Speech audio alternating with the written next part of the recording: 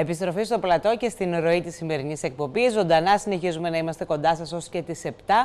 Ώρα να γνωρίσουμε από κοντά όμως ένα νέο παιδί, το οποίο έχει έρθει μαζί με την Νίκη Μπελαδάκη. Είναι η ώρα που στη στήλη της γνωρίζουμε νέους ανθρώπους, ταλαντούχα παιδιά, που μέσα από τη δική τους γραφή και το δικό τους αποτύπωμα κάνουν πράγματα σημαντικά σε μια περίοδο που τα έχουμε πιο πολύ ανάγκη από ποτέ. Η Νίκη Μπελαδάκη είναι εδώ. Καλό απόγευμα, καλώς ήρθες. Καλό απόγευμα.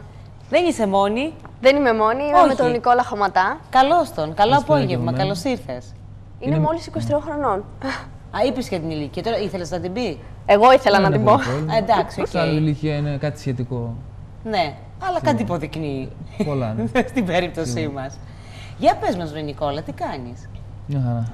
Μια χαρά σε βλέπω. Γενικά τι κάνεις? Γιατί η αλήθεια είναι ότι όταν μου είπε η Νίκη θα έρθω μαζί με τον Νικόλα, της λέω τι εστί Νικόλας, μου λέει θα δεις από κοντά. Πάντως είναι ένα παιδί μου λέει που είναι πολυπράγμων και ασχολείται με πάρα πολλά πράγματα. 23 ετών λοιπόν θα χρησιμοποιήσω και εγώ την ηλικία. Όπου σε μία περίοδο δισκαμψίας γενικά της χώρας, των πραγμάτων.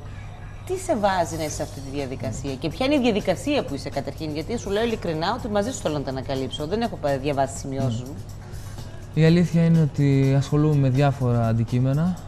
Σίγουρα όλα έχουν ένα κοινό στοιχείο. Η μαγειρική ως κύριο επάγγελμα, η φωτογραφία και η ποίηση νομίζω περιστρέφονται γύρω από τη τέχνη.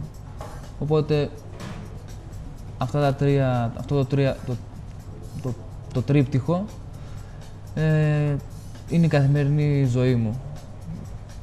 Οπότε επαγγελματικά ασχολείται ο Νικόλας με τη μαγειρική. Ναι, έχει σπουδάσει μαγειρική. Ναι. Αλλά επειδή να ξέρεις βέβαια ότι ο Νικόλας έχει μια αλφαμηχανή, είναι η πρώτη του επαφή στην τηλεόραση, αν και κάνει πάρα πολλά πράγματα και αν και ο ίδιος φτιάχνει μια ηλεκτρονική, ναι, καλά το λέω, ψηφιακή εκπομπή, την οποία αυτή τη στιγμή κυκλοφορεί στο διαδίκτυο και είναι μόνο για τον νομό Ηρακλείου. Θα συνεχίσει όμως, λέγεται Βολταρίζοντας την Ίσο, Βολταρίζοντας το Ηράκλειο αρχικά.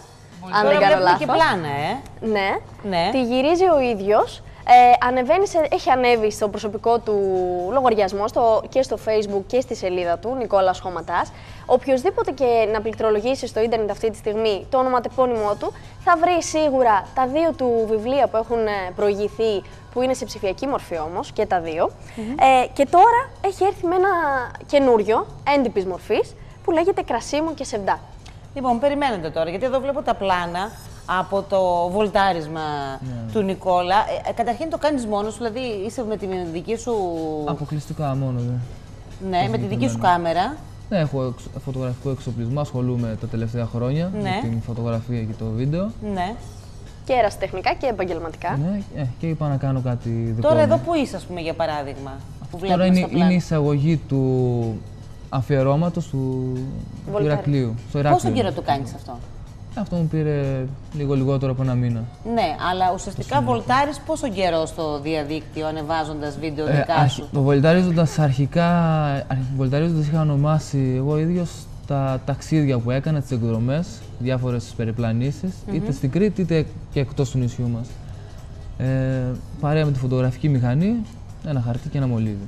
Που αφορά την ποίηση περισσότερο αυτό. Γιατί γράφει παράλληλα. Εκτός της βόλτας δηλαδή, παράλληλα γράφει. Δηλαδή και μπορεί να πας μια βόλτα, ας πούμε, στο Λέντα και εκεί να κάτσεις και να γράψεις και κάτι? Ναι, σίγουρα σημαίνει. Και μαντινάδες, από δεν σημαίνει σε όλους σίγουρα, στη δική σου την περίπτωση σημαίνει. Το βολταρίζοντας μετά από κάθε ταξίδι, έφτιαχνα διάφορα φωτογραφικά ρεπορτάζ, τα οποία τα δημοσίευα σε διάφορα site στο διαδίκτυο. Μετά από καιρό αποφάσισα να στήσω ένα βιβλίο μόνος μου, να φτιάξω, το ονόμασα Βολταρίζοντας την Ίσο. Αυτό κυκλοφόρησε και κυκλοφορεί μονάχα διαδικτυακά, είναι ηλεκτρονική έκδοση.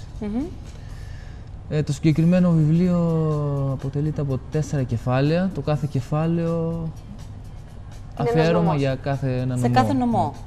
Και κάθε νομός αφιέρωμα έχει φωτογραφικό υλικό και προσωπικά ποίηματα, αποφθέγματα και κάποιες μαντινάδες. Νικόλα, ξέρεις τι μου κάνει εντύπωση? Το γεγονός ότι σε αυτές τις περιπτώσεις, λίγο πριν τη δικιά σου γενιά, άνθρωποι που είχαν τέτοιου τύπου ανησυχίες, να θέλουν να γράψουν, να μιλήσουν με έναν τρόπο διαφορετικό, να αποτυπώσουν και κινηματογραφώντας ή φωτογραφίζοντας μέρη τα οποία επισκέπτονται, θα αναζητούσαν την πηγή για να το πράξουν. Θα ερχόταν, ας πούμε, είτε εδώ είτε κάπου αλλού, ζητώντας να δείξουν τη δουλειά τους. Εσύ είπες ότι εμένα αυτή η δουλειά επειδή είναι και δική μου, μπορώ να έχω και το δικό μου χώρο, αξιοποιώντας πλήρως αυτούς τους νέους διαφορετικούς και ανατομικούς τρόπους επικοινωνίας και αναφέρομαι στον απέραντο φιλόξενο χώρο του διαδικτύου. Για κάποιους είναι φιλόξενο, θα το χρησιμοποιείς μια χαρά.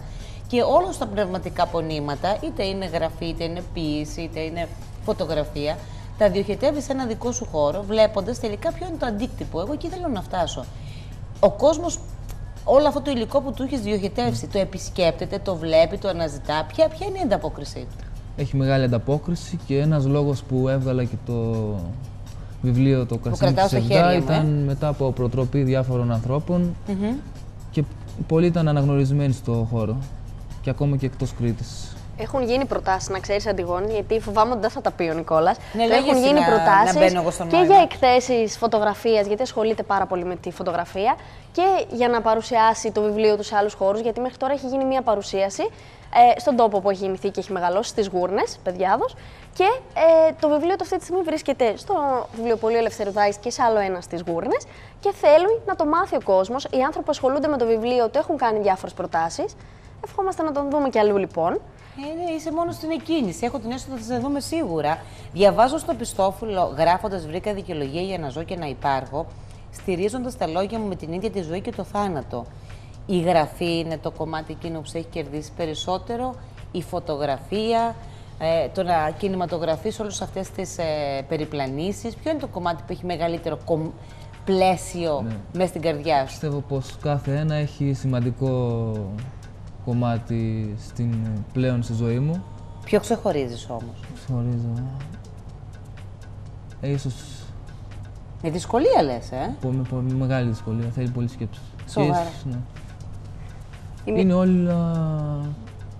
Τώρα μου χαρίζουν ζωή, δηλαδή. Δηλαδή, αν σου έλεγα ότι αύριο από το πρωί απαγορεύεται να κάνεις κάτι από όλα αυτά, ποιο θα σε στεναχωρούσε περισσότερο να σου κόψω? Ένα κομμάτι της καρδιάς μου θα κοπεί σίγουρα. Αλήθεια. Αυτό είναι το μόνο σίγουρο. Πότε ξεκίνησε όλο αυτό το ταξίδι, βρε Νικόλα? Δηλαδή, πόσο χρόνο ήσουν όταν άρχισες να γράφεις, να εκφράζεσαι? Όλα αυτά ξεκίνησαν μετά από την αποφοίτησή μου από τα σχολικά θρανία, μετά από το Λύκειο. Και έπειτα. Και ακολουθείς. Ακολουθώ. Έχει χώρο αυτός ο κόσμος για ανθρώπους σαν και εσένα? Με την έννοια ότι αυτός ο κόσμος κινείται σε ένα πολύ δίσκαμπτο περιβάλλον και πολλές φορές και αλλεργικός ανθρώπους που σκέφτονται, αισθάνονται ή διαβιώνουν με τον τρόπο που εσύ έχεις διαλέξει. Εγώ ξεκίνησα δίχως να σκεφτώ αν έχει χώρο σε μένα. Εσύ έχεις το χώρο σου, ούτως ή αλλιώς. Σίγουρα. Οπότε, στην συνέχεια όμως βρήκα. Χρησιμοποιεί, να ξέρεις, Αντιγόνη, πολύ έντονα την κριτική διάλεκτο και στο γραπτό του λόγο. Και στη σελίδα του στο Facebook και στη σελίδα του την προσωπική στο site. Και τα βιβλία του μέσα έχουν έντονη την κριτική διάλεκτο. Αναφέρεται πάρα πολύ σε έρωτες, σε θρησκεία, σε ελπίδες, έτσι, σε όνειρα για το μέλλον. Και είναι ένα πολύ αξιόλογο βιβλίο και αυτό και τα άλλα δύο. Και να πούμε ότι το πρώτο, Σκηνές Πάθους, κυκλοφορεί εντελώς δωρεάν στο διαδίκτυο και τα άλλα σε μια πολύ οικονομική και προσιτή τιμή. Και δεν ξέρω, εμείς, επειδή ο Νικόλας θέλει να δώσει κάποια για να τον γνωρίσει και το κοινό του, Ηρακλέο, όσοι δεν τον ξέρουν ήδη. Ευχαρίστως. Θες να δώσουμε δώρο στους τηλεθεατές? Εννοείται. Θα δώσουμε 3 αντίτυπα. Ωραία, ευθύς αμέσως. Live με την Αντιγόνη, σελίδα στο Facebook. Πάτε γρήγορα και γράψτε σε μήνυμα, γιατί τρέχει και όλος ο διαγωνισμός με το κινηματογράφο, για το βιβλίο του Νικόλα, ή γράψτε δίπλα τη λέξη βιβλίο και το ονοματεπώνυμό σας. Οι 3 πρώτοι, οι 3 πρώτοι κερδίζουν αμέσως το βιβλίο, τους ανακοινώνουν, γιατί εγώ συνήθως, να ξέρετε, έχω ένα μικρό θέμα. Ανακοινώνω τους διαγωνισμούς και μετά ξεχνάω να ανακοινώσω τα ονόματα και είναι λάθος. Οπότε σήμερα σας το υπόσχομαι, στείλτε αμέσως τώρα, θα τα πω αμέσως τώρα, γιατί λίγο ξεχνιέμαι μετά με τη ροή των υπολείπων θεμάτων. Γιατί κριτική ντοπιολαλιά και διάλεκτος, ήσουν μεγαλωμένος με αυτόν τον τρόπο ή προσπαθείς να διασωθεί στο πέρασμα των χρόνων η διάλεκτός μας η κριτική? Είναι ο τόπος μου, είναι το χώμα μου, εδώ μεγάλωσα. Μιλούσες δηλαδή και εσύ μεγαλώνοντας κριτικά με την έννοια της προφοράς και των λέξεων που δεν χρησιμοποιούμε στην υπόλοιπη Ελλάδα? Όπως με βλέπετε, δεν μιλάω και έντονα την κριτική γλώσσα, γι' αυτό το ρωτάω. Υπάρχουν λέξεις που χρησιμοποιώ. Ναι. Όπως και ο τίτλος «Κρασί μου και Σεβδάς». Ο Σεβδάς είναι στο λεξιλόγιο της κριτικής διαλέκτου. Μα γράφεις όμως και μαντινάδες, άρα ήταν αναμενόμενο νομίζω. Ποια είναι η πιο αγαπημένη σου κριτική λέξη από αυτές που δεν χρησιμοποιούμε στην καθομιλουμένη? Έχεις ξεχωρίσει? Ο Σεβδάς Ο Σερντάς σίγουρα, γι' αυτό τον έβαλες και στον τίτλο, φαντάζομαι. Σίγουρα. Μάλιστα. Νίκη, δεν ξέρω αν έχεις κάτι να μου πεις για το τέλος. Ναι, εγώ έχω ξεχωρίσει έτσι, διάφορα σημεία και από το βιβλίο αυτό.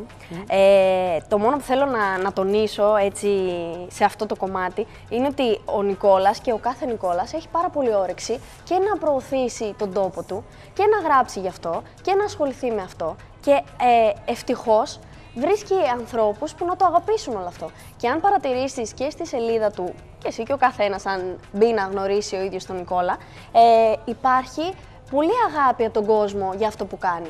Και τους αρέσει που ένα νέο παιδί ασχολείται με τις παραδόσεις, τα ήθη και τα έθιμα ίσως, και προσπαθεί να μάθει, να δείξει μάλλον τον τόπο του και σε άλλο κοινό, εκτός Κρήτης. Γιατί υπάρχουν κριτήρια. Και οι κεραίες είναι σηκωμένες και όταν αντιλαμβάνεται ο ένας με τον άλλο ότι αυτή εδώ η επικοινωνία είναι αληθινή, ουσιαστική, ρεαλιστική και τίμια κυρίως, οι δρόμοι είναι ανοιχτοί. Το ξέρω ότι σε δυσκολεύει αυτή η τηλεοπτική εμφάνιση. Είναι πολύ low profile, να ξέρεις, Αντιγόνη. Αλλά είδες, μια χαρά τα υπήνει και ο αντιπρόσωπος και μια χαρά είναι και το γεγονός ότι έχουμε ανθρώπους σαν και εσένα να γνωρίζουμε και να γνωρίζουμε και στο τηλεοπτικό κοινό, μακριά από τα κλασικά τετριμμένα πρότυπα που μας κατατρώνε, να βλέπουμε και φυσιογνωμίες σαν τον Νικόλα που βολταρίζουν στην Κρήτη και ευελπιστώ και σου εύχομαι ολόψυχα, δεν ξέρω αν το θες, να βολταρίσει και σε ολόκληρο τον κόσμο και να ταξιδέψεις μέσα από την δική σου τη ματιά όλους εκείνους οι οποίοι θα σπέβουν να διαβάσουν τις δικές σου εμπειρίες, είτε με έμετρο είτε με πεζό λόγο. Αφού αυτό διάλεξες να κάνεις, φαντάζομαι ότι θα είναι και δύσκολο να το αποχωριστείς. Έχει γραφτεί ήδη ο δρόμος, Νικόλα. Έχει γραφτεί. Είναι δύσκολος και η συνέχεια είναι δύσκολα, αλλά το ξεκίνημα έγινε, οπότε... Οπότε μια χαρά.